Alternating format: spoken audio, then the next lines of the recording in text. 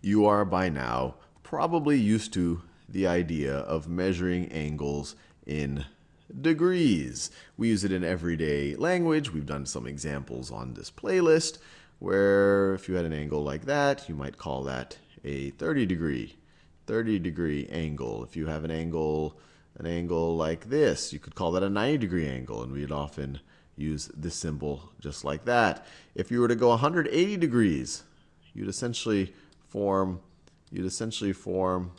a straight line. Let me make these proper angles. If you go 360 degrees, you have essentially done one full rotation. And if you watch figure skating on the Olympics and someone does a rotation, they'll say, oh, they did a 360, or especially in some skateboarding competitions and things like that. But the one thing to realize, and it might not be obvious right from the get-go, but this whole notion of degrees, this is a human-constructed system. This is not the only way that you can measure angles. And if you think about it, you're saying, well, why do we call a full rotation 360 degrees? And there are some possible theories, and I encourage you to think about them. Why does 360 degrees show up in our culture as a full rotation? Well, there's a couple of theories there. One is ancient calendars, and even our calendar is close to this, but ancient calendars were based on 360 days in a year. Some ancient astronomers observed that things seemed to move 1/360th of the sky or per day. Another theory is the ancient Babylonians liked equilateral triangles a lot, and they had a base 60 number system, so they had 60 symbols. We only have 10. We have a base 10. They had 60. So in our system, we like to divide things into 10. They probably like to divide things into 60. So if you had a circle and you divided it into about 6 equilateral triangles, and each of those equilateral triangles you divided into 60 sections because you have a base 60 number system, then you might end up with 360 degrees. What I want to think about in this video is an alternate way of measuring angles. And that alternate way, even though it might not seem as intuitive to you from the get-go, in some ways is much more mathematically pure than degrees. It's not based on these cultural artifacts of base 60 number systems or astronomical patterns. To some degree, an alien on another planet would not use degrees, especially if the degrees are motivated by these astronomical phenomena, but they might use what we're going to define as a radian. There's a certain degree of purity here. Radians. So let's just cut to the chase and define what a radian is. So let me draw a circle here. My best attempt at drawing a circle. Not bad. And let me draw the center of the circle. And now let me draw this radius. And let's say that this radius, and you might already notice the word radius is very close to the word radians, and that's not a coincidence. So let's say that this circle has a radius of length r. Now let's construct an angle. I'll call that angle theta. So let's construct an angle theta. So let's call this angle right over here theta. And let's just say, for the sake of argument, that this angle is just the exact right measure, so that if you look at the arc that subtends this angle, and that seems like a very fancy word, but let me draw the angle. So if you were to draw the angle, so if you look at the arc that subtends the angle, that's a fancy word, but that's really just talking about the arc along the circle that intersects the two sides of the angles. So this arc right over here subtends the angle theta. So let me write that down. Subtends, this arc subtends angle theta. Let's say theta is the exact right size, so that this arc is also the same length as the radius of the circle. So this arc is also of length r. So given that, if you were defining a new type of angle measurement, and you wanted to call it a radian, which is very close to a radius, how many radians would you define this angle to be? Well, the most obvious one, if you kind of view a radian as another way of saying radiuses, or I guess radii, well, you say, look, this is subtended by an arc of 1 radius, so why don't we call this right over here 1 radian? Why don't we call this 1 radian? which is exactly how a radian is defined. When you have a circle and you have an angle of 1 radian, the arc that subtends it is exactly 1 radius long, which you can imagine might be a little bit useful as we start to interpret more and more types of circles. When you give a degrees, you have to do a little bit of math and think about the circumference and all of that to think about how many radiuses are subtending that angle. Here, the angle in radians tells you exactly the arc length that is subtending the angle. So let's do a couple of thought experiments here.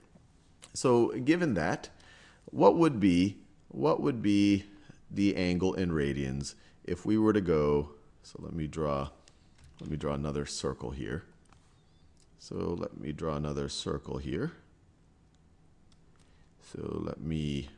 that's the center, and we'll start right over there. So what would happen if I had an angle? What angle, if I wanted to measure in radians, what angle would this be in radians? And you can almost think of it as radiuses. So what would that angle be? Going 1 full revolution, and in degrees, that would be 360 degrees. Based on this definition, what would this be in radians? Well, let's think about the arc that subtends this angle. The arc that subtends this angle is the entire circumference of this circle. It's the entire circumference. It's the entire circumference of this circle. Well, what's the circumference of a circle in terms of radiuses? So if this has length r, if the radius is length r, what's the circumference of the circle in terms of r? Well, we know that. That's going to be 2 pi r. 2 pi r. So going back to this angle, what's the length of the arc that subtends this angle is how many radiuses? Well, it's 2 pi radiuses. It's 2 pi times r.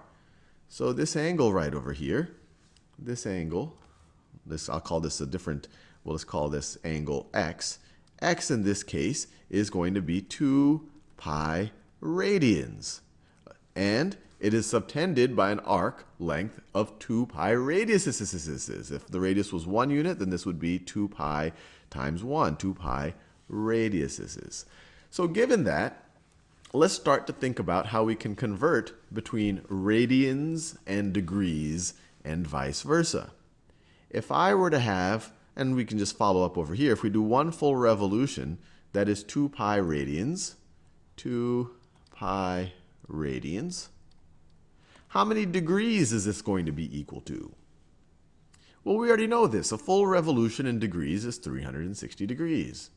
Is 360, well, I could either write out the word degrees or I can use this little degree notation there. Actually, let me write out the word degrees. It might make things a little bit clearer that we're kind of using units in both cases. Now, if we wanted to simplify this a little bit, we could divide both sides by 2, in which case we would get on the left-hand side, we would get pi radians would be equal to how many degrees? Well, it would be equal to 180 degrees. 180 degrees. And I could write it that way, or I could write it that way. And you see over here, this is 180 degrees. And you also see, if you were to draw a circle around here, we've gone halfway around the circle. So the arc length, or the arc that subtends the angle, is half the circumference. Half the circumference are pi radiuses. So we call this pi radians. Pi radians is 180 degrees. And from this, we can come up with conversions. So 1 radian would be how many degrees?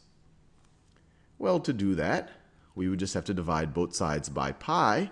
And on the left-hand side, you'd be left with 1. I'll just write it singular now. 1 radian is equal to, I'm just dividing both sides. Let me make it clear what I'm doing here, just to show you this isn't some voodoo. So I'm just dividing both sides by pi here. On the left-hand side, you're left with 1. And on the right-hand side, you're left with 180 over pi degrees. So 1 radian is equal to 180 over pi degrees, which is starting to make it an interesting way to convert them. Let's think about it the other way. If I were to have 1 degree, how many radians is that? Well, let's start off with, let me rewrite this thing over here. We said pi radians is equal to 180 degrees. 180 degrees. So now we want to think about 1 degree. So let's solve for 1 degree. 1 degree, we can divide both sides by 180.